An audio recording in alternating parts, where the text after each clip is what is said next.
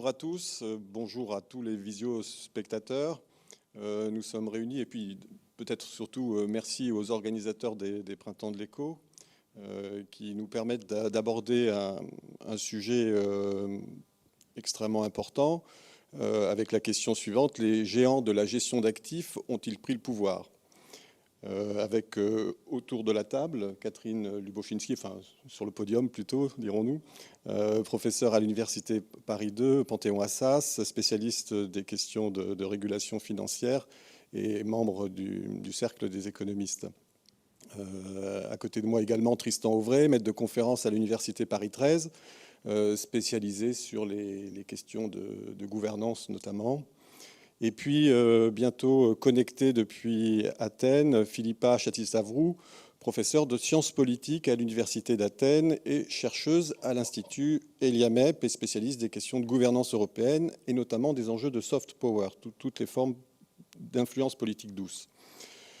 Alors le sujet, bien sûr, il a été imaginé dans le monde d'avant, c'est-à-dire il y a un an. Et il était conçu pour être en phase avec le thème général des printemps de l'économie qui sont devenus les printemps de l'automne. La question, évidemment, guerre et paix. Nous étions alors, je le rappelle, en plein psychodrame de la réforme des retraites. Ça nous paraît déjà très très loin.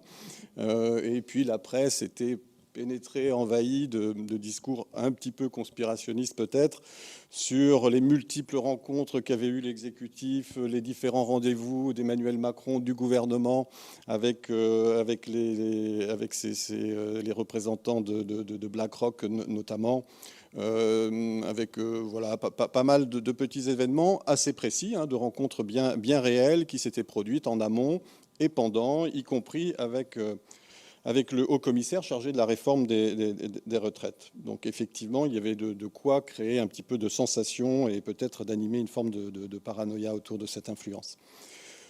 Alors pourquoi le rattacher à la thématique de la guerre? Parce qu'il y a guerre classique et puis il y a la guerre de l'ombre, bien entendu. Or précisément, ces acteurs sont des acteurs de l'ombre. Du shadow banking, si on prend une version extrêmement large de ce que ça peut représenter. Ce sont des gestionnaires d'actifs qui agissent, alors si je prends une vision un peu industrialiste, un peu en sous-traitance des grands investisseurs institutionnels que sont les assurances, les fonds de pension, les banques d'investissement, avec pour mission de gérer des portefeuilles, d'arbitrer, etc. Alors, ces acteurs agissent pour le compte de tiers, ils ne portent pas directement des risques a priori. Mais comme cela se produit pour certaines industries, il arrive que les sous-traitants, tout d'un coup, prennent une importance et puis deviennent les pivots d'un écosystème. Et c'est un peu la question qu'on peut se poser. Ça s'est passé dans l'automobile, par exemple, avec les équipementiers. Ça se passe avec le e-commerce, etc. Ces acteurs ont grossi, énormément grossi, se sont concentrés. Je pense que Catherine nous donnera quelques éléments sur ces éléments-là. Et puis, voilà, on est... Finalement, pour quelqu'un de ma génération, on est un petit peu dans la question des envahisseurs, de ce feuilleton des années 60, où tout d'un coup on se réveille et on se rend compte que notre société est sous le contrôle d'envahisseurs, avec l'auriculaire raide, ce qui est certainement la première question que je poserai pour savoir si c'est à ça qu'on reconnaît un salarié de BlackRock. Mais pour être plus sérieux, je balaye juste 3-4 questions, juste pour lancer les choses. Ces acteurs sont supposés passifs, se contentent de placements minoritaires, essaimés, ils gèrent des portefeuilles. Mais est-ce qu'ils ne seraient pas devenus, compte tenu de leur taille, des market makers, faisant les rois de la cote, et surtout lorsqu'on voit l'extrême hétérogénéité des valorisations aux États-Unis, où on voit bien que certains secteurs ont explosé en termes de valeur, tout ce qui relève des technos, du e-commerce, de la santé, etc., tandis que d'autres s'enfoncent. Si on compare tout ça au pic de 2007 en particulier, on voit des écarts extraordinaires. Est-ce que tout ça ne configure pas l'économie réelle et permet à certains secteurs de prendre l'ascendant en termes de concentration, d'acquisition et de prise de pouvoir en fait sur les chaînes de valeur? C'est une première question. Donc quel est l'impact sur l'économie réelle de ce type d'arbitrage? De par leur taille, bien sûr, leurs investissements finissent par s'étendre sur l'ensemble des secteurs. Est-ce que tout ça ne nuit pas à la concurrence? Est-ce qu'au fond, ces investisseurs ont intérêt à la concurrence entre les différents acteurs? Est-ce qu'ils ne jouent pas quelque part une rente de monopole et une concentration sur les différents secteurs? Beaucoup d'autres questions encore, mais évidemment, très simple, quand on gère des dizaines de milliards d'actifs, est-ce qu'on n'a pas davantage l'oreille du prince que lorsqu'on est un représentant de salariés ou même du patronat, hein? Évidemment, on a tous un peu en tête les petites danses du ventre des différents nouveaux élus, fraîchement élus des gouvernements européens qui reçoivent ces investisseurs pour leur dire comment la boutique est belle et comment les réformes fiscales leur sont favorables. Et puis, je dirais, il y a une chose qui est tout à fait manifeste aujourd'hui, c'est qu'on traverse des crises considérables, et finalement, la seule chose qui n'est pas pénalisée dans ces secousses, c'est la valorisation des actifs. Ou en tout cas, très momentanément, c'est une des choses qui résiste le mieux, alors que c'est supposé être un des éléments les plus fragiles. Et là, on a l'impression qu'on est prêt un peu à toutes les transgressions, taux zéro, achat direct par les banques centrales, quantitative easing, etc., pour maintenir tout ça en état d'apesanteur.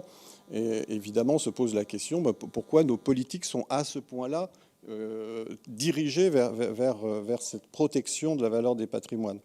Et puis il y a toutes ces coopérations que l'on voit, ces missions de conseil auprès des banquiers centraux, auprès des différents gouvernements en difficulté, les gouvernements grecs, irlandais, etc., qui posent la question là aussi de comment joue cette influence et est-ce que quelque part on ne pervertit pas le jeu démocratique à travers ce type de conseil.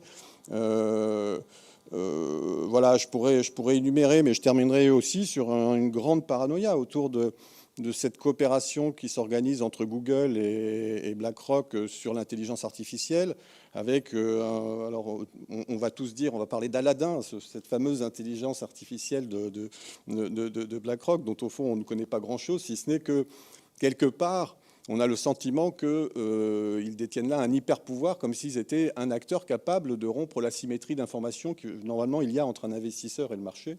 On sait que c'est vraiment des outils de gestion de big data qui permettent de rentrer assez finement dans des micro-informations qui peuvent être riches de conséquences et qui permettent de se retirer de certaines boîtes ou de rentrer, etc. Enfin voilà, j'ai balayé. Et évidemment, à travers mes questions, j'ai l'impression d'emblée de faire une sorte de procès à charge, et on sait à quel point notre période est favorable à la dénonciation des boucs, enfin à la recherche des boucs émissaires. C'est une période complotiste. Alors évidemment, je me tourne du côté de Catherine, qui va nous faire entendre raison, j'en suis sûr. Mais bon, au fond, voilà, j'ai balayé beaucoup de choses, et en disant ces choses-là, mes questions sont toutes sauf neutres. Mais bon, que sont réellement ces acteurs? Est-ce que la taille pose véritablement problème? Est-ce qu'on est... Voilà. Et je me souviens d'une émission d'il y a un an sur Xerfi Canal. Vous aviez, je me souviens, qu'on parlait des risques, des grands risques sur le marché. Et vous aviez évidemment survolé, mais pointé cette question de la concentration des fonds de gestion, enfin, des gestionnaires d'actifs. Quelle mémoire.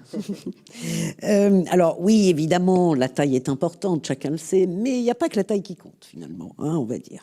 Alors, les géants de la gestion d'actifs, j'ai oublié un mot dans ma première slide, ont-ils pris le pouvoir? C'est une bonne question, mais c'est une question qu'on aurait pu poser de façon plus globale. Les géants de la finance ont-ils pris le pouvoir? Parce qu'on sait que il y a de très, très grandes banques internationales également.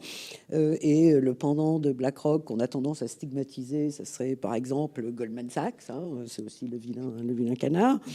Où on aurait pu très bien aussi poser la question, les géants du numérique ont-ils pris le pouvoir, hein? Alors, c'est une question, en fait, qu'on peut poser pour plusieurs industries parce que depuis quelques dizaines d'années, il y a un phénomène indéniable de concentration entre tous les acteurs de l'économie financière ou de l'économie réelle et qui s'est accentué au cours des 10-15 dernières années. Alors, donc ça, c'est un premier point. Bon. c'est vrai que là, quand on pose cette question-là, on se réfère à la taille. Mais ça suppose qu'on dispose d'une bonne mesure de la taille. C'est quoi la taille? Alors, est-ce que c'est le bilan des banques ou est-ce que c'est la taille de leurs fonds propres, par exemple, pour les banques? Pour les gérants d'actifs, est-ce que c'est la quantité d'actifs sous gestion ou est-ce que c'est le pourcentage des droits de vote dans les assemblées générales? Alors, vous me direz, les deux ne sont pas totalement interdépendants, mais poser la question d'une façon ou de l'autre n'appelle pas les mêmes réponses. Sachant que pour les gérants d'actifs, je voudrais rappeler que les actifs sous gestion ne leur appartiennent pas, ils appartiennent aux investisseurs finaux, alors soit aux investisseurs institutionnels qui constituent l'essentiel des investisseurs des gérants d'actifs, soit les particuliers, quand vous, plus tard, quand vous ferez des économies, vous placerez vos économies dans des OPCVM, dans des SICAV, vous serez un investisseur d'une... voilà, et vous passerez par une société de gestion probablement. Alors il y a donc ce critère de taille, mais surtout il faut regarder ce critère de taille en termes relatifs. La taille d'une société de gestion par rapport à la taille d'une entreprise ou la dette détenue par une société de gestion sur un pays par rapport à la dette totale de ce pays-là. J'y reviendrai un petit peu. Donc il faut bien raisonner toujours en finance en termes relatifs, enfin en économie. Alors il y a deux autres critères importants. Le premier sont les interconnexions qu'il peut y avoir, parce qu'elles créent évidemment des interdépendances qui peuvent poser des risques. Alors on a bien vu ça au moment de la crise financière avec les banques et les interconnexions entre banques, mais il y a de plus en plus d'interconnexions entre banques et non-banques, et dans ces non-banques, on trouve les gérants d'actifs, les fonds d'investissement. Et il y a même, ce qu'on oublie parfois de souligner, de très fortes interdépendances ou interconnexions entre les gérants, les sociétés de gestion d'actifs. Par exemple, Vanguard, qui est la numéro 2, je vous montrerai dans le classement tout à l'heure, est détenu, son capital est détenu à hauteur de 12-13% par BlackRock. Donc là aussi, il y a des interconnexions qui posent des problèmes en termes de risque, mais qui posent aussi des problèmes en termes d'influence, puisqu'il y a éventuellement dépendance. Deuxième point que je voulais faire avant de démarrer, deuxième critère, sont les activités transfrontalières. Parce que pour notre thème, ce qui inquiète, c'est l'influence de sociétés étrangères sur nos sociétés à la maison. Dans un contexte, vous avez dit, un peu de souverainisme qui ressort. C'est ça qui va inquiéter, ou même les gouvernements nationaux. Alors, et on voit bien que pour une entreprise domestique nationale donnée, on n'a pas besoin d'avoir un géant en face, on a simplement besoin d'avoir un gérant d'actifs étranger, entre guillemets, qui détient une proportion suffisante des actions pour influencer la stratégie de l'entreprise. Pour les gouvernements, je pense que Philippa nous en parlera beaucoup mieux que moi, on voit bien aussi que si ces gérants d'actifs détiennent une proportion de la dette publique très élevée, ils vont peut-être pouvoir dire quelque chose. Philippa nous expliquera que la Grèce a beaucoup donné. Alors il faut savoir que ces réseaux d'influence ne passent pas que par la taille. Dans toutes les grandes entreprises, qu'elles soient de l'économie financière, du monde de la finance ou de l'économie réelle, les grands dirigeants sont souvent passés par le service public, par des cabinets ministériels, par le secteur public. Et donc après, vous avez une espèce d'économie des réseaux. En fait, c'est du réseautage, tout le monde se connaît. Et donc, il y a mille et une façons de pouvoir s'influencer. Ce n'est pas simplement par la taille. Alors, pour un très bref rappel, vous rappelez la taille de la finance, vous avez la répartition entre la finance bancaire et la finance intermédiée par les banques et la finance intermédiée non bancaire, qui est le nouveau nom donné par le Financial Stability Board à ce qu'on appelait avant la finance de l'ombre, mais qui n'était pas très explicite. Donc là, on voit bien, c'est la finance intermédiée par des non-banques. Et là, déjà, ça permet d'avoir une première approche pour analyser le poids relatif des acteurs via leur détention d'actifs financiers globaux dans le monde. Alors évidemment, le chiffre en valeur absolue donne le tournis. On ne parle plus en milliards maintenant en finance, on parle en milliers de milliards, c'est-à-dire en trillions. Donc, on voit que le total des actifs financiers dans le monde, c'est 379 trillions de dollars. C'est à peu près à la louche, hein, ces chiffres fin 78, parce que le rapport va sortir voilà, ces jours-ci, mais pas encore sorti le prochain. C'est à peu près 4 fois le PIB mondial, donc l'activité économique réelle mondiale. Donc déjà, on comprend qu'il y a un problème de taille. Mais surtout, ce qui est important avec ce tableau, c'est qu'on voit que la part des banques dans la détention de ces actifs financiers est maintenant inférieure à la part de la détention des actifs financiers par les acteurs non bancaires. Hein, c'est 39% contre 48,5%. Et parmi ces derniers, on trouve certains gérants d'actifs, mais bon, pas tous. Bon. Ce qui est important ici de retenir, encore une fois, si on avait un tableau historique, on verrait bien, c'est le poids croissant des acteurs non bancaires. Alors, quelle est donc la taille des géants de la gestion d'actifs, des sociétés de gestion d'actifs, c'est-à-dire celles qui offrent des produits de gestion collective? Vous avez là les 10 plus gros gérants d'actifs au monde. En juin 2020, on retrouve le même classement, c'est-à-dire les célèbres BlackRock, Vanguard et Fidelity, donc les 3 Américains. Alors, BlackRock à lui seul, j'ai les chiffres de juin 2020, 7,3 trillions de dollars. Vous dites, oh, c'est tellement d'argent qu'on ne se rend pas bien compte. Est-ce que c'est beaucoup, pas beaucoup? Dette publique française, c'est combien? C'est 2,6 trillions d'euros. Donc, si BlackRock le voulait, presque détenir toute la dette publique. On comprend que là, en termes relatifs, ça fasse peur. Le total des fonds de pension en Europe, et qui sont essentiellement au Royaume-Uni, hein, donc en Europe au sens large, c'est 8,3 trillions de dollars. Encore, ça fait beaucoup de chiffres, mais c'est simplement presque autant que les actifs sous gestion de BlackRock. Donc, on peut se dire, c'est beaucoup. Et si on veut trouver la première société de gestion d'actifs française, il faut descendre à la 10e place, où on trouve, maintenant 10e place au mois de juin, où on trouve Amundi, qui gère 1,8 trillion de dollars et qui résulte aussi de fusion et de croissance externe et interne. Bon.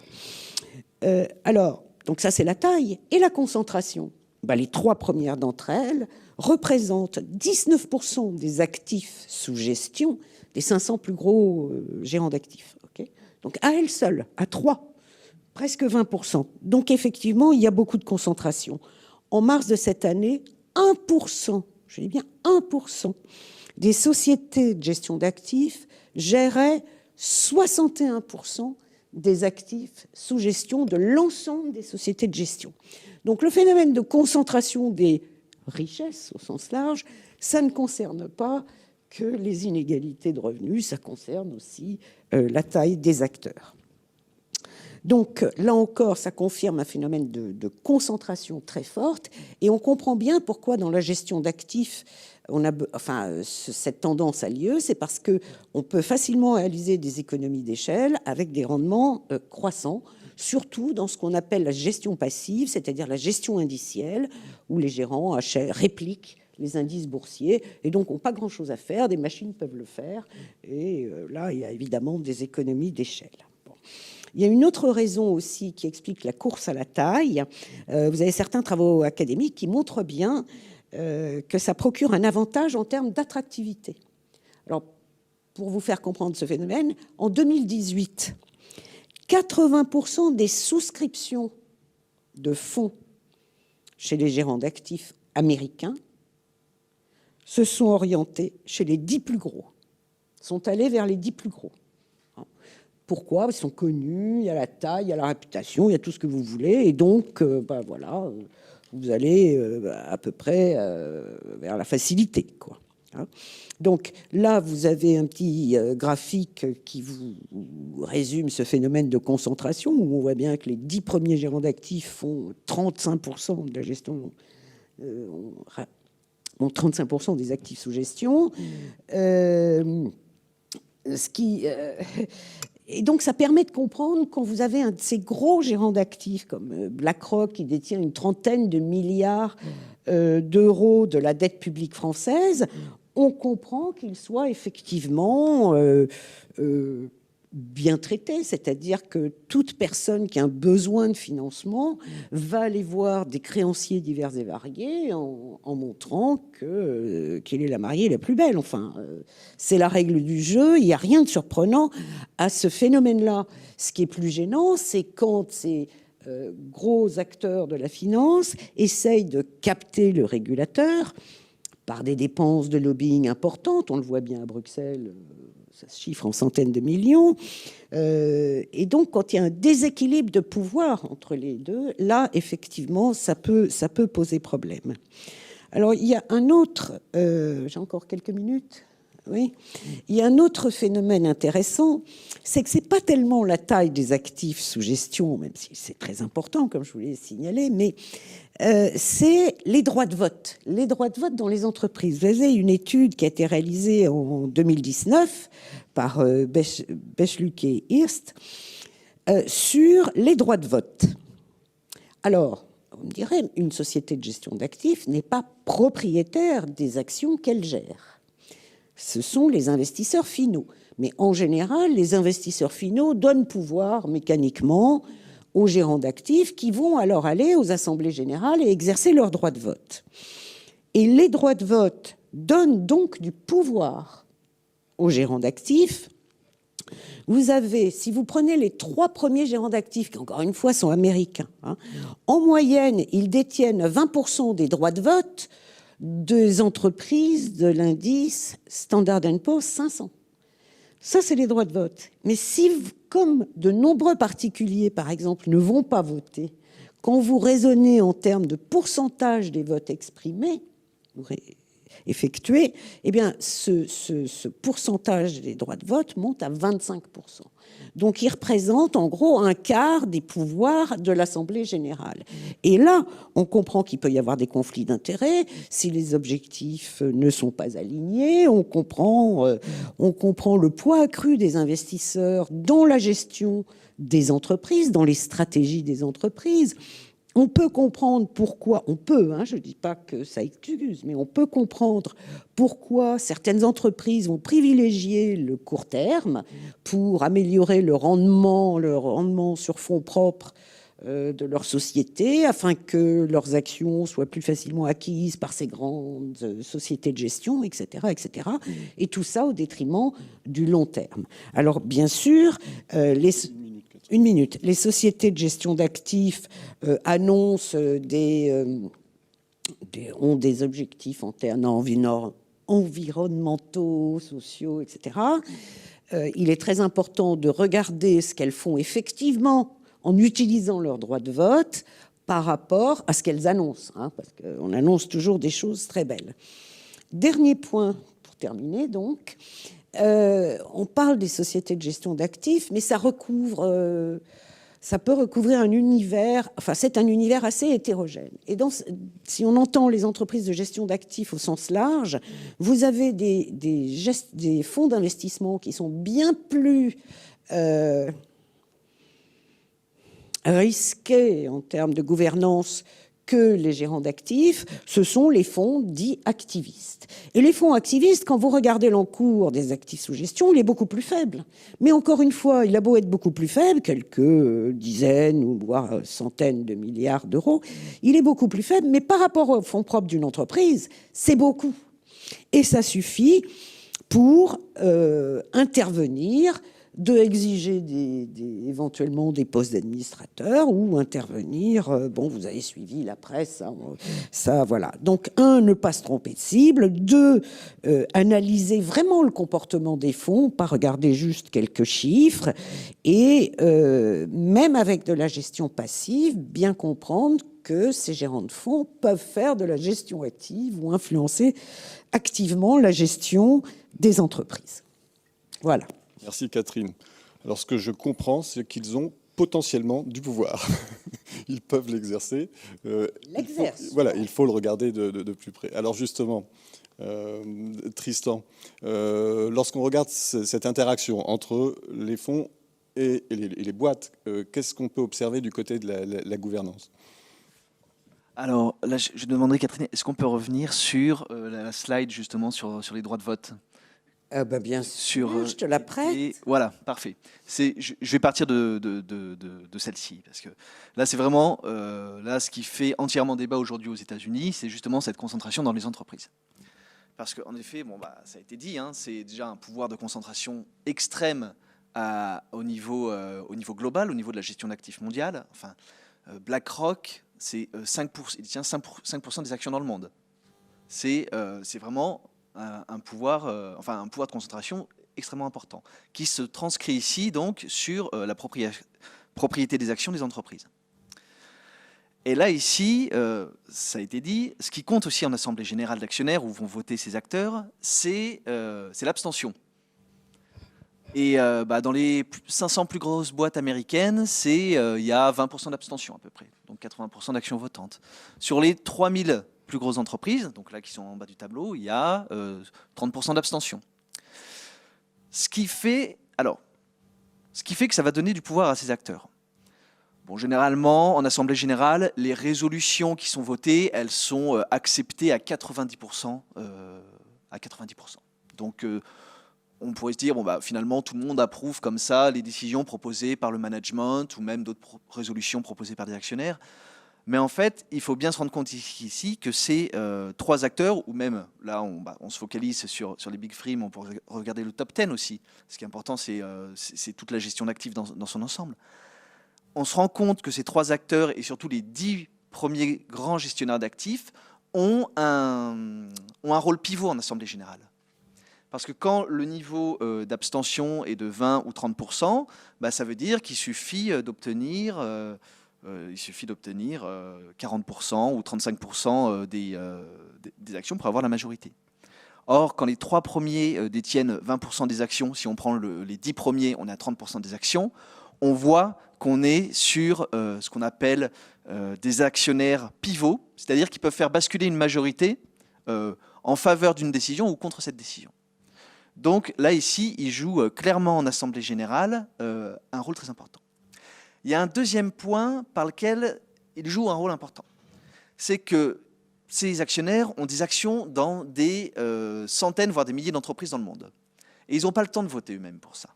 Donc, ils font appel à des sociétés, ce qu'on appelle des proxy advisors, qui vont soit leur suggérer le vote, soit voter pour eux. La plus grande d'entre elles, c'est Institutional Shareholder Service au niveau mondial. En France, on a Proxinvest. Et ces sociétés, ces proxy advisors, donc qui vont voter pour des gestionnaires d'actifs, ceux qui sont affichés ici, mais aussi d'autres, vont avoir tendance aussi à uniformiser les votes qui vont se dérouler en Assemblée générale. Donc ça, c'est vraiment un point très important. Alors, je vais nuancer un petit peu ce propos, parce qu'aux États-Unis, on ne peut pas vraiment dire ça. Notamment les trois indiqués ici, BlackRock, Vanguard et State Street, ils conservent quand même leur autonomie dans leurs décisions de vote. Quand on regarde les recommandations de vote d'Institutional Shareholder Service, qui valident à 90% les résolutions votées en Assemblée générale, BlackRock va n'en valider que 40%, Vanguard 70%, State Street 30%. Donc ils ne votent pas de la même manière. Ils ne votent pas de la même manière, ça c'est valable pour les États-Unis. On peut avoir une idée de pourquoi ils font ça, parce qu'ils viennent des États-Unis, ils connaissent un petit peu le monde, les élites économiques et politiques des États-Unis, et ils sont en contact permanent avec les dirigeants de ces grandes entreprises. Ça, c'est certain. Il y a eu des études qui ont été faites sur le cas des États-Unis. Donc, ce n'est pas des gestionnaires d'actifs indépendants, là, c'est des gestionnaires d'actifs filiales de banques. Et il a été montré que grâce à leur participation dans les entreprises non financières, les banques, par leur activité de gestion d'actifs, sont représentées au conseil d'administration des sociétés non financières. Donc il y a vraiment des liens étroits et une implication des grands investisseurs aux États-Unis dans la gouvernance des entreprises, ça c'est certain. En Europe, c'est un peu différent. En Europe, si on compare les votes de BlackRock, Vanguard, des grands investisseurs institutionnels, avec les recommandations des proxy advisors, elles sont quasiment similaires. Voilà. 90% des résolutions aussi vont être validées, par exemple, 90% des résolutions votées en Assemblée générale vont être validées par un proxy advisor comme l'Institutional Shareholder Service, et ça va être la même proportion pour BlackRock, Vanguard et State Street. Donc ça veut dire que dans des pays où ils sont moins proches où ils ont moins de proximité géographique, organisationnelle avec les dirigeants des entreprises, ils vont davantage suivre les conseils de ces grandes sociétés de conseil, de ces sociétés de vote. Et là, il y a quand même un danger d'uniformisation des votes, et surtout dans un sens particulier, celui de la création de valeur pour l'actionnaire. Si on regarde les décisions, pourquoi Institutional Shareholder Service ou d'autres vont voter contre certaines résolutions en Assemblée générale. Généralement, quand on regarde le détail de l'argumentaire de ces sociétés, ils expliquent, c'est très bien, il y a une rentabilité qui a augmenté, mais, par exemple, il n'y a pas eu assez de cash pour les actionnaire. Enfin, ce qu'on appelle le free cash flow, quoi. Le cash qui reste après avoir fait de l'investissement. Donc ça veut dire, en gros, souvent, par exemple, ils vont voter contre la rémunération d'un dirigeant. C'est ce qui s'était passé pour Carlos Ghosn en France en 2015. C'était Proxinvest qui avait voté contre la rémunération de 15 milliards de Carlos Ghosn, sous le prétexte qu'il n'y avait pas assez de free cash flow. Donc en gros, il aurait fallu que la société réduise son investissement pour avoir plus de cash disponible pour les actionnaires. Donc il est là le danger, en fait, ici, au niveau de la gouvernance des entreprises. Donc ça, c'est le premier point vraiment sur comment ces actionnaires vont voter en Assemblée générale. Ensuite, il y a un deuxième point sur l'effet concret sur les industries. Et là, il y a plusieurs travaux qui ont été menés là-dessus et qui sont assez édifiants, parce qu'ils montrent très bien que quand ces grands investisseurs sont présents massivement dans une industrie, on a une augmentation des tarifs pour les consommateurs dans cette industrie.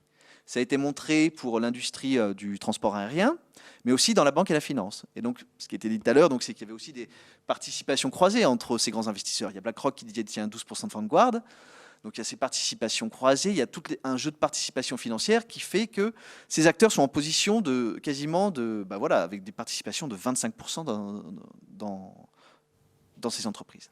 Et donc alors on ne sait pas quel est le mécanisme par lequel ça permet une augmentation des prix, mais en fait il y a une explication très simple. C'est que quand on est actionnaire individuel d'une entreprise, on a intérêt que cette entreprise, pour gagner des parts de marché par exemple, elle se fasse concurrence par les prix. Mais quand on détient toutes les entreprises d'une industrie, on a intérêt à ce que les prix de toute l'industrie augmentent. Et c'est exactement ce qui se passe dans plusieurs industries. Et même maintenant, les dirigeants sont incités à ce type de pratique, parce qu'il a été montré aussi que les rémunérations des dirigeants ne sont pas corrélées à leur performance individuelle dans la firme, mais elles sont corrélées à la performance globale de l'industrie. Donc, ce dont les dirigeants ont intérêt, c'est la performance globale de l'industrie, ce qui est vraiment l'intérêt de ces grands actionnaires. Et un dernier point, pour faire le lien entre justement cette tendance à la monopolisation, à l'oligopole dans plein de secteurs. Ici, on a vraiment un couplage entre la constitution d'un oligopole chez ces investisseurs financiers et la constitution d'un oligopole au niveau des industries. Généralement, quand il y a une fusion et acquisition entre deux grandes entreprises, c'est peu rentable pour la firme qui acquiert une entreprise cible. Mais si on détient à la fois l'acquéreur et la cible, et qu'on détient toutes les firmes dans une industrie. Et là, ça peut s'avérer rentable. Et c'est ce qui se passe. Les fusions et acquisitions ont un effet positif sur la rentabilité de l'industrie en général. Et donc, la concentration au niveau financier, elle pousse aussi à la concentration au niveau industriel, à ce niveau-là. Voilà, je finirai là-dessus. Merci beaucoup. Donc effectivement, on voit là aussi une influence potentielle forte, et ce que j'entends, c'est sur la structuration, et notamment, ce qui est très intéressant, c'est sur le mouvement de concentration qui aujourd'hui qui a été pointé par Catherine, et qui, quelque part, on voit peut être cohérent avec l'intérêt de ces fonds à partir du moment où ils couvrent toute une industrie. Je bascule quand même sur la question, et j'ai demandé à une politologue, pour une fois, pour ouvrir la question, qui est, puisque finalement nous demandons, on a compris que potentiellement il y a une influence, un pouvoir même de modelage sur l'économie réelle, sur la concentration. On n'a pas dit qu'il était forcément utilisé à mauvais escient d'ailleurs.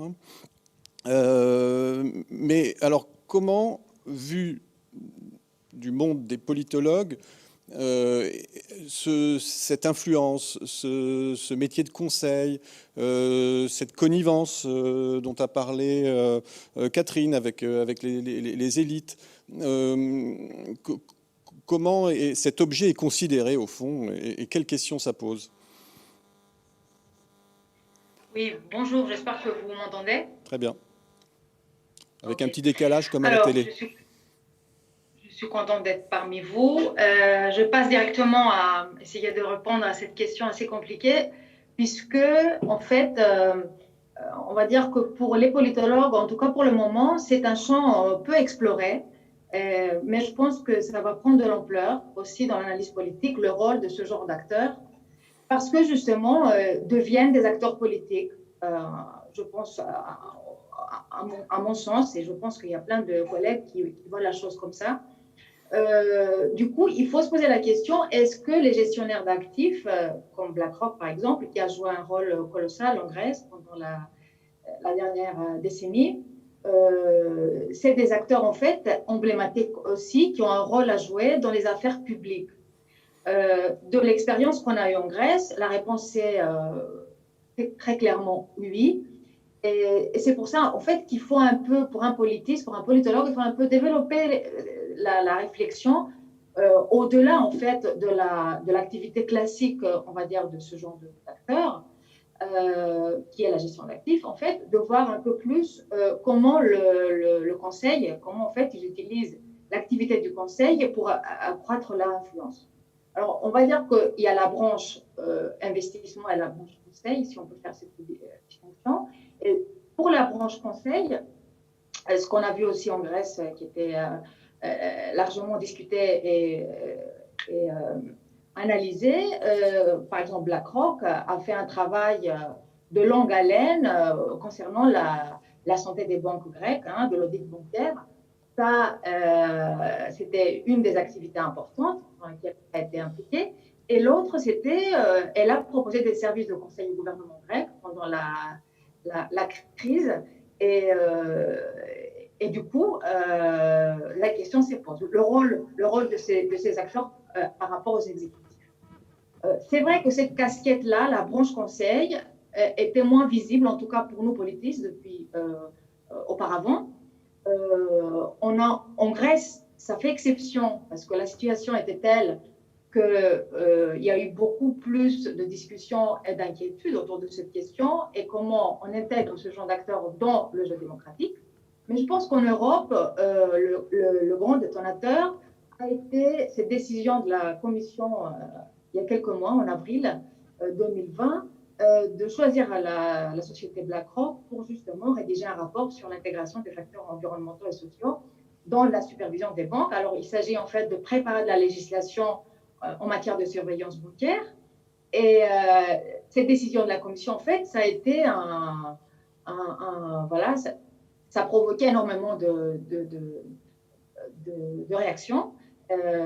La société civile, les acteurs de la société civile en Europe se sont activés avec beaucoup d'énergie, parce que je pense que c'est un moment, il y a un peu une prise de conscience, en tout cas pour les acteurs qui sont dans le jeu politique et dans la société civile aussi, une prise de conscience que ces acteurs-là, en fait, veulent jouer un rôle politique et même l'afficher, ce qui n'était pas le cas auparavant. Par exemple, en Grèce, pendant les premières années, il n'y avait pas encore cette prise de conscience que ces acteurs ont aussi un rôle politique à jouer.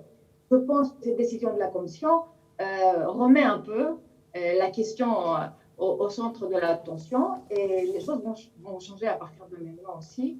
Je pense aussi en matière de recherche académique. D'ailleurs, ce n'est pas pour rien que même la médiatrice européenne, Emily O'Reilly, a demandé une enquête, elle a ouvert une enquête pour voir dans quelles conditions ce contrat a été octroyé à BlackRock par la Commission européenne en juillet dernier. Et le Parlement européen a aussi réagi. Il y a eu des questions parlementaires à ce sujet-là qui montrent aussi une certaine inquiétude. Voilà, ça c'est un contexte actuel, mais qui, si on reprend le fil des choses dès le début, en fait, moi ce que je remarque, c'est que la crise de 2010 en Europe a été une forme de tremplin pour ces genres d'acteurs, pour ce type d'acteurs. Ça leur a permis de s'installer dans le paysage européen, d'accroître leur légitimité, d'experts, d'abord d'experts techniques, mais pas seulement, aussi de conseillers politiques. Et ce n'est pas la même chose. Et c'est ça, c'est ce déplacement de l'expertise technique au conseil politique qui change un peu la donne. Alors, en fait, on remarque deux choses pendant la crise de 2010 en Europe, et particulièrement en Grèce, c'était très clair ça.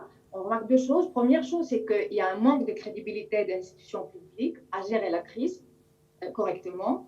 Et c'est ce manque-là qui fait que les gouvernements, et particulièrement le gouvernement grec, mais pas seulement, aussi en Irlande, on a vu ça, en Espagne, vont faire appel à ce genre d'acteurs parce qu'ils sont en demande d'input, d'expertise qu'ils ne peuvent pas produire eux-mêmes. C'est comme ça alors que dans le cas de la crise grecque particulièrement, et sous la pression de la Troïka, bien sûr dans un cadre tout à fait légal, n'est-ce pas, les programmes d'ajustement structurel, on va voir une constellation d'acteurs de ce type-là, d'institutions financières, bancaires, mais aussi non bancaires, qui vont être impliqués de façon super active, de différentes sortes. Ils vont être considérés être une sorte de gilet de sauvetage pour sortir le pays du marasme économique. Alors, du coup, ce n'est pas que BlackRock qu'on va retrouver dans cette constellation-là, il y a d'autres acteurs. Je ne vais pas entrer dans les détails, mais en tout cas, différents acteurs qui font partie des institutions financières vont travailler avec le gouvernement grec, vont faire, les plus classiques vont faire du conseil stratégique, qui est une activité classique, mais pas seulement, il y aura des fonds qui vont s'activer et du coup, ils vont participer d'abord pour encadrer les gouvernements et proposer en fait le contenu de la politique économique du pays. Ils vont aussi faire des études en matière de politique publique et ils vont aussi participer à des consultations auprès des gouvernements et des groupes de travail. Alors, il y a des acteurs qui vont s'afficher très clairement dès le début. Par exemple, il y a même des structures formelles qui se sont créées autour de toutes ces énergies qui sont mises ensemble. Par exemple, il y a le Conseil grec de la gouvernance d'entreprise qui va être créé, qui va réunir en fait des acteurs de la finance. Et là, on va retrouver par exemple JP Morgan qui s'affiche très clairement. On va aussi voir la Fédération des entreprises travailler très ouvertement avec des banques qui sont dans le conseil stratégique. Alors BlackRock, par contre, elle ne s'affiche pas dès le début, clairement. En fait, elle reste très discrète, l'entité reste très discrète. Elle va même adopter un autre nom une fois installée en Grèce, de Solar. Ça montre bien qu'il y a un principe de confidentialité, en fait, ce qui n'est pas très bon en fait pour la transparence, et c'était pas évident de comprendre dès le début comment les choses vont se faire. Et qu'est-ce qu'elle va faire? Je raconte très rapidement le job de BlackRock. Bien sûr, on va dire il y a trois axes. Premier axe, c'est bien sûr les stress tests qu'elle va faire. Elle va être sollicitée par la Banque centrale grecque 6 fois. Pendant la gouvernance le gouvernement de Syriza, une fois, ça aurait été rejeté parce que justement, il y a eu la question du conflit d'intérêts s'est soulevée de façon beaucoup plus importante. Mais en général, on va dire, c'était quand même c'était un acteur qui est devenu un acteur du paysage politique grec, très clairement. Deuxième axe, c'était bien sûr les gros problèmes des prêts rouges en Grèce, qui est un problème qui continue à être très, très grave et qu'on a aussi vu en Espagne.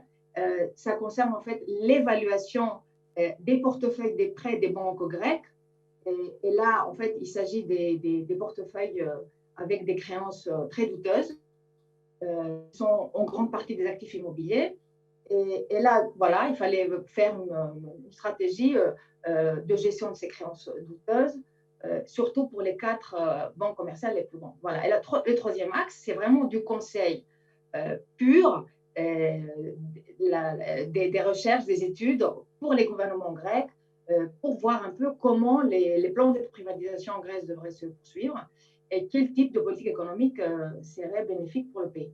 Du coup, là, ce qu'on voit, c'est qu'on a en fait un acteur, BlackRock, parce que c'est quand même l'acteur phare par rapport, je veux dire, aux autres gestionnaires d'actifs, dans le contexte grec. Oui. Tu m'entends 1 ou 2 minutes. Hein. Oui, bien sûr, qui est conseiller de gouvernement en matière d'obligations et d'autres produits d'investissement. Et en même temps, lui-même, il est actionnaire des formules d'investissement qui gèrent des produits de ce type. Du coup, cette double casquette, en fait, pose quand même un problème. En tout cas, du point de vue politique, ça pose un problème, mais je pense aussi du point de vue économique. La question qu'on doit se poser, c'est est-ce que ces deux casquettes sont compatibles? Parce qu'en fait, on peut gérer des actifs, investir, et en même temps conseiller des États et aussi des organisations comme l'Union européenne, qui est une organisation confédérale. Est-ce qu'il n'y a pas un conflit d'intérêts? Est-ce qu'il n'y a pas concurrence déloyale? Est-ce qu'il n'y a pas violation de la législation européenne? Alors, pour beaucoup de politistes et de juristes, la réponse est oui, très clairement. Et voilà, quelle est la réponse de la part de ces acteurs-là? Ce qu'ils répondent, c'est que d'abord, les deux branches, la branche conseil et la branche investissement, sont complètement différentes. Il y a un mur entre ces deux branches. Et deuxièmement, ils parlent d'une certaine... Ils utilisent le terme de ségrégation physique des activités pour expliquer en fait que l'information ne peut pas circuler entre les deux branches. Ce qui est très difficile en même temps d'imaginer ça, parce que plus on monte au sommet de la logique organisationnelle, normalement, si on pense avec le sens commun, en fait, quelque part, les structures ont tendance à fusionner et du coup, les informations sont partagées. Ce qui veut dire qu'en fait, sachant aussi que les gestionnaires de ce type-là ont ce que les économistes appellent une puissance horizontale, puisqu'ils ils ont des participations dans différentes entreprises d'un même secteur, on peut continuer, enfin, ce qui a été déjà dit sur la question de la concentration, des monopoles, etc. On peut faire les liens qui peuvent nous soulever beaucoup d'inquiétudes. Du coup, je finis en disant que aujourd'hui, ce genre d'acteurs, et surtout BlackRock, que j'ai un peu regardé de plus près pour voir qu'est-ce que BlackRock fait, par exemple, à Bruxelles. Catherine a un peu évoqué ça. Effectivement, ils ont une stratégie d'influence qui est de plus en plus importante, qu'on doit suivre de près. Ils font du networking avec les élites politiques et administratives. Ils ont une politique de recrutement très intéressante qui montre que les portes tournantes, ce gros problème en fait, des gens qui ont des positions publiques se retrouvent après dans le privé, ils peuvent utiliser toute l'expertise qu'ils ont. Ils vont aussi en fait, essayer de recruter des gens qui étaient par exemple, l'ex-ministre britannique Osborne, ils se retrouvent dans BlackRock. Pareil en Grèce, ils ont recruté un Grec qui a une expertise très importante dans le capital investissement auparavant, et qui a aussi travaillé pour le gouvernement grec pour le plan de privatisation. Alors, ils cherchent à recruter les bonnes personnes, et ce qui veut dire qu'ils ont une activité lobbying avec des sommes qui sont maintenant assez importantes si on compare par rapport au début des années 2010. Aujourd'hui, ça va jusqu'à 1,5 million, dernier chiffre que j'ai trouvé pour 2018, ce qui est assez important. Ce n'est pas encore Google, mais c'est pas mal aussi. Et ce qui veut dire que la question, je conclue avec ça, qu'on doit se dire, c'est que sûrement, c'est des gestionnaires d'actifs indépendants, entre guillemets, qui sont moyennement régulés parce que leur régulation ne peut se faire pour le moment que par des autorités microprudentielles, mais c'est aussi des acteurs politiques de plus en plus clairement affichés. Et sur ce niveau-là, il n'y a aucune possibilité de les réguler. C'est très intéressant de voir leur profil sur le registre de transparence de Bruxelles, où en fait, ils disent très clairement qu'ils ont des objectifs politiques, ils veulent participer au débat politique. Et voilà, la question est ouverte. Merci Philippa. Voilà. Merci. Là, on a vu véritablement, effectivement, la frontière délicate. Et alors moi, je ne vais pas m'aventurer, mais j'entends, enfin, surtout, je ne veux pas un procès ruineux pour mon compte, mais on se dit, mais finalement, est-ce qu'on n'est pas très proche de quasiment d'un délit d'initié à travers des activités de conseil, où finalement, on est en train d'organiser une sorte de liquidation judiciaire d'un pays en difficulté, et on est en même temps investisseur. Je pousse volontairement loin, je vous ai dit, je fais le procès à charge et modéré, et puis je sais, Catherine, que vous vouliez compléter, réagir sur un point. Oui, non, je crois que Philippa a souligné un des problèmes fondamentaux, qui est celui lié à l'existence de conflits d'intérêts qu'on retrouve en économie, et qui a été flagrant avec les sociétés d'audit qui faisait l'audit et le conseil, et qu'on a obligé à se scinder en deux, parce que sinon, on avait bien compris que c'était ingérable, ces conflits d'intérêts. Parce que, effectivement, comme le dit Philippa, quand vous avez une mission d'expertise ou de conseil, vous avez accès à de l'information qui a de la caractéristique d'être une information dite privilégiée au sens des marchés financiers. Et comment après on peut être sûr que cette information privilégiée reste bien cantonnée dans la petite cellule qui a fait le conseil. Et là, on voit bien que c'est quasiment impossible. Il y a de la dissémination de l'information. Donc, je dirais que les gérants d'actifs ont le droit d'avoir des opinions, comme tout le monde, comme les agences de notation qui se permettent de noter les États. Ce sont des agences de notation, ce sont des entreprises privées qui mettent une note aux États. Mais ces agences de notation ne font aucun investissement. Donc ça n'a aucune conséquence financière sur leur activité. Et c'est là où il y a la différence avec les gérants d'actifs. C'est que eux, leur conseil va avoir des conséquences sur leur activité. Et je crois que c'est ça qu'il faut vraiment étudier sans leur jeter la pierre. On peut bien comprendre que quand on détient X% de la dette publique d'un pays, on ait envie de dire à ce pays, attention, vous exagérez par-ci. On le comprend intuitivement, ce sont les créanciers. Donc les créanciers ont le droit d'avoir une opinion. Et donc la frontière est très ténue entre captation des régulateurs, captation de la sphère politique. Et je pense que là, effectivement, il faut faire de la régulation plus poussée sur ces gérants d'actifs, comme la régulation bancaire a fait des progrès après la crise financière. Effectivement, donc on voit bien que là, il y a une zone de régulation. Tu reprendras bien sûr ton idée, mais avec une question derrière tout ça, parce que j'ai été frappé dans ton exposé de dire, bon, au fond, bon, ils ont un pouvoir à l'intérieur, mais malgré tout, en surface, ce qu'on voit, c'est qu'ils vont voter l'essentiel des résolutions. Moi, ma question, c'est, on vit dans un monde quand même où, avec des taux zéro, on est quand même le modèle shareholder value à une longue vie. C'est-à-dire on continue à demander aux fonds propres des rentabilités à 2 chiffres. C'est un petit peu une anomalie par rapport à notre vision idéale. Et je sais à quel point la question de l'effet de levier et à quel point Catherine est sensible à cette question.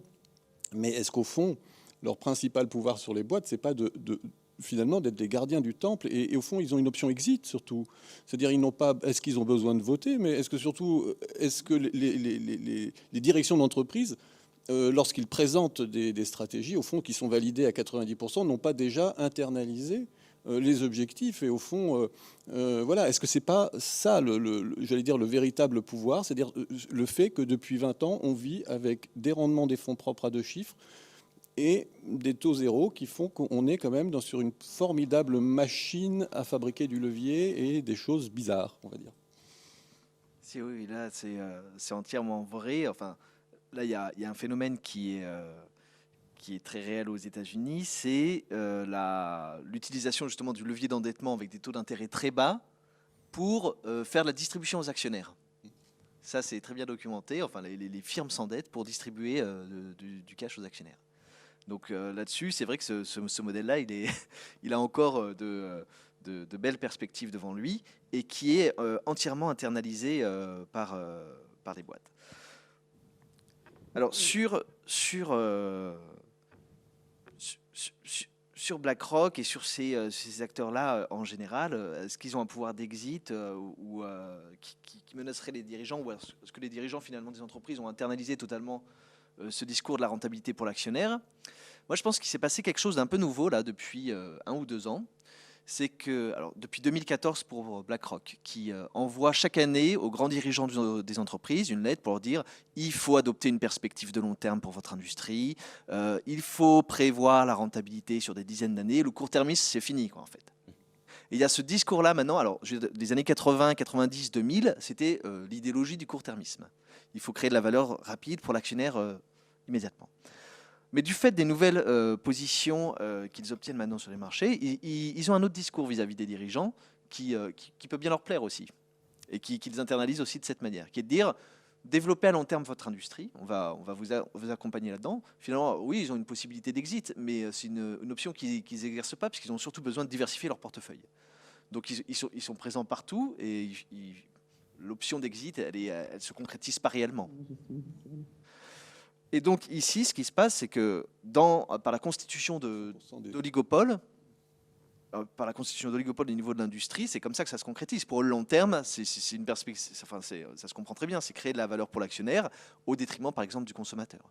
La question maintenant, il reste à savoir si ça se fait au détriment des employés ou de l'investissement de la firme elle-même aussi. Parce que la perspective de long terme de BlackRock, il a exposé dans une lettre aussi en 2017, il dit, par exemple, nous, chez BlackRock, on a dû licencier 3000 employés pour envisager justement le long terme. Donc après, si on peut tout justifier par le long terme aussi, il faut voir dans quelle mesure ça peut se faire.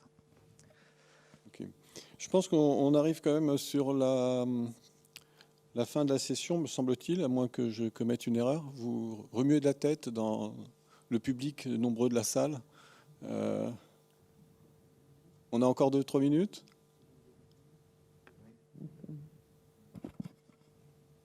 Ok. Ok, très bien, parfait. Olivier ?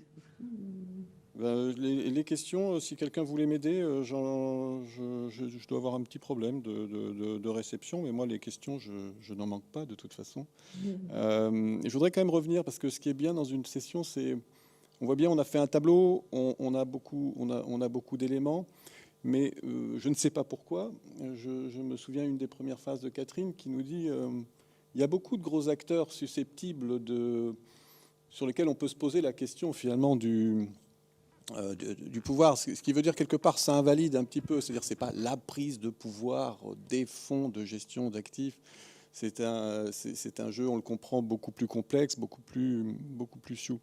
Mais bon, je voudrais quand même ramener à l'économie réelle. On voit, il y a un enjeu quand même qui est très important, je trouve, c'est qu'on voit, à travers le dirigeant d'ailleurs de BlackRock également, il y a tout un discours qui se crée autour des questions environnementales, de la grande bascule des énergies fossiles vers le renouvelable. Voilà. Alors, et vous m'avez répliqué, c'est de la gestion indicielle. Non, oui, non. Sauf que gestion indicielle, c'était l'option exit à laquelle vous avez fait référence, en disant comme il y a une grande partie des fonds qui sont sous forme de gestion indicielle, eh bien, les gérants d'actifs sont obligés d'acheter les entreprises qui composent l'indice. Oui. Donc, il y a moins cette option exit. Oui, d'accord. Mais en même temps, ils ne sont pas présents partout. Et si je ne me trompe pas, enfin, il y a des boîtes du CAC 40 ou du SP500 et le logiciel hyper perfectionné que constitue Aladdin, me semble-t-il, est aussi un outil pour repérer les zones d'investissement un peu dangereuses sur lesquelles les fonds ne se mettent pas. Alors, si vous voulez d'ailleurs parler de cet élément, moi ça m'intéresse aussi, de savoir comment cet outil intervient. Mais c'est surtout, voilà, quelque part, il y a une vision du monde et je reviendrai à une des premières questions que j'avais posées quand même. Je suis quand même frappé. On nous dit quelque part la gestion d'actifs, c'est très indiciel. Quelque part, tous ces fonds détiennent 5% de tout le monde. Quand on prend l'agrégation du portefeuille géré, au fond, elle est elle-même relativement essaimée, répartie avec des parts importantes. Il n'empêche qu'on a quand même, le marché se fait, à un moment donné, le prix se fait, et j'ai été frappé de voir comment dans les années 80-90, nous disions tous, il y a beaucoup de corrélations dans la formation des prix, et comment depuis quelques années, il n'y a plus du tout de corrélation, c'est-à-dire il y a vraiment des secteurs qui ont des dynamiques extrêmement différentes les unes des autres, et quand je regarde la dynamique du SP500, elle est frappante, et surtout avec l'éclairage du Covid aujourd'hui, de se dire qu'au fond, il y a 3 secteurs phares qui sont dans le SP500, c'est les techs, Google, les GAFAM, la santé et le e-commerce. C'est-à-dire les 3 secteurs qui au fond, d'ailleurs, ont triomphé quelque part avec le Covid. Je ne suis pas du tout en train de dire que le virus a été inoculé par je ne sais qui ou je ne sais quoi, bien sûr. Hein, c'est véritablement pour dire, voilà, d'où est-ce que ces fonds finalement n'ont pas un pouvoir d'influence sur l'économie réelle, sur les grandes orientations? Est-ce qu'on peut se contenter de ce discours, finalement, ces fonds sont passifs relativement et globalement jouent comme des gestionnaires indiciels?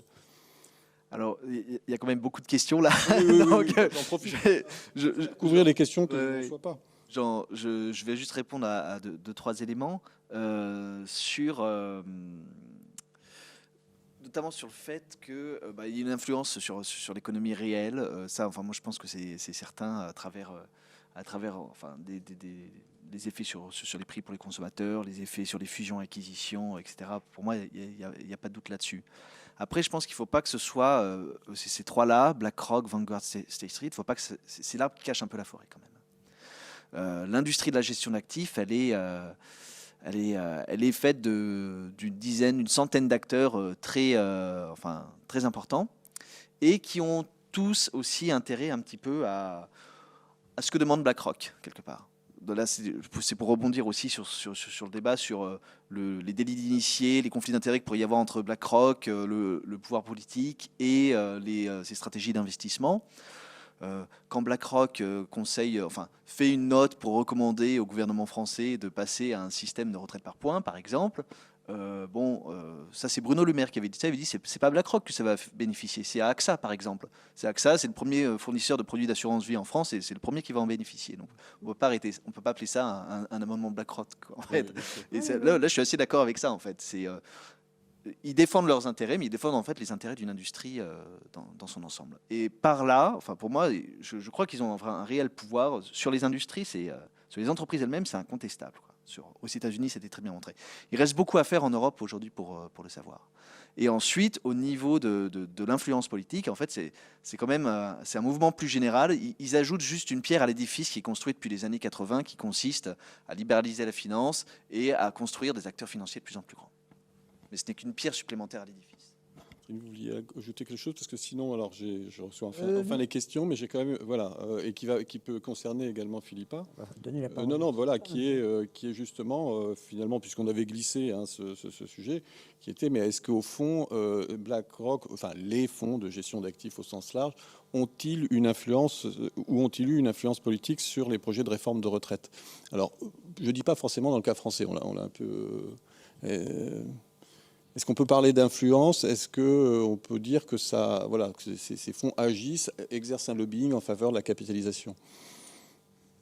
Un lobbying en faveur de la capitalisation, la différence entre système par capitalisation et par répartition, c'est que dans les pays où il y a un système par capitalisation, il y a beaucoup plus d'actifs sous gestion. Puisqu'au lieu de donner au fur et à mesure ce qu'on reçoit, on économise. Donc, automatiquement, les stocks augmentent. Donc là, oui, il y a un intérêt objectif à ce qu'il y ait plus de capitalisation. Ça ferait plus d'actifs financiers à gérer pour eux. Mais au-delà de ça, je veux dire, en France, il y a beaucoup d'acteurs français qui militent pour un système par capitalisation en plus du système de retraite par répartition de base. Faut bien recadrer le débat à chaque fois. Et donc, c'est quand même un montant assez marginal pour les gérants de fonds américains. Ça intéresse, comme l'a très bien signalé Tristan, les gérants de fonds aussi français. Philippa, dans le cas grec, on sait si les acteurs financiers sont intervenus sur le... C'est absolument sûr qu'ils ont milité beaucoup pour qu'il y ait une réforme des pensions et pour insérer l'idée de la capitalisation, qui est en train d'ailleurs de se faire actuellement. Le gouvernement actuel est en train de légiférer dans ce sens-là. Du coup, ça, c'est évident. Je voudrais juste rajouter, parce que j'ai bien aimé la dernière remarque concernant le fait que, évidemment, on ne va pas faire un procès d'intention. Ça serait trop naïf et ça serait une courte vue de voir les choses comme ça. Mais je dirais, moi, de ce que j'ai compris, c'est quand même qu'il y a un intérêt d'ensemble. C'est-à-dire, ces acteurs-là, même si les propositions qu'ils font au gouvernement, que ce soit des gouvernements en difficulté économique ou pas, parce que, par exemple, BlackRock a aussi conseillé les gouvernements britanniques, a aussi travaillé avec les gouvernements hollandais, et particulièrement avec M. Dyson Bloom, qui a des relations très privilégiées avec cet acteur. Alors, du coup, la question qui se pose, c'est est-ce que ce genre d'acteurs peuvent avoir des préférences politiques en général, et qui ne veulent pas forcément dire que toute proposition va leur apporter des gains de n'importe quelle sorte. Et c'est ça, moi, c'est dans ce sens-là que je me pose la question, et c'est pour ça que j'aime bien l'idée qu'il y a un intérêt d'ensemble, c'est-à-dire s'il y a des préférences politiques en faveur d'une certaine forme de régulation et pas d'une autre, s'il y a une préférence politique en faveur de tel type de politique pour les actifs, par exemple, publics, quel type de privatisation, etc. Et que ça, en fait, c'est lié avec la façon après que les stratégies d'investissement vont se déployer, que ces acteurs peuvent entreprendre. Voilà, la question, je pense qu'elle peut se poser comme ça. Et donc, dans ce sens-là, il y a beaucoup, beaucoup de choses qui peuvent voilà, nous inquiéter dans l'avenir. Enfin, nous inquiéter, nous passionner, parce qu'en fait, je pense que pour un politologue, voilà, on rentre, enfin, dans tous nos domaines d'ailleurs. Les deux, bien sûr. Oui, oui, on est tous confrontés à la complexité, donc on va dire, effectivement, il faut aujourd'hui concevoir le politique avec l'influence des experts, avec l'influence, avec le jus du lobbying, avec effectivement des acteurs importants, divers et variés qui peuvent jouer et influencer le politique. Donc voilà, je crois qu'on peut s'arrêter peut-être à ce constat qui ne balaye pas la question en expliquant qu'on est dans une totale paranoïa, qui a, je crois, grâce à vous, montré qu'il y a un vrai sujet d'étude, probablement de régulation, de surveillance, et puis un champ de recherche. Alors là, c'est ce que je note aussi, hein, un champ de recherche, pas seulement pour les économistes, et c'est tant mieux. Voilà, je vous remercie pour votre participation à cette table ronde. Merci à tous.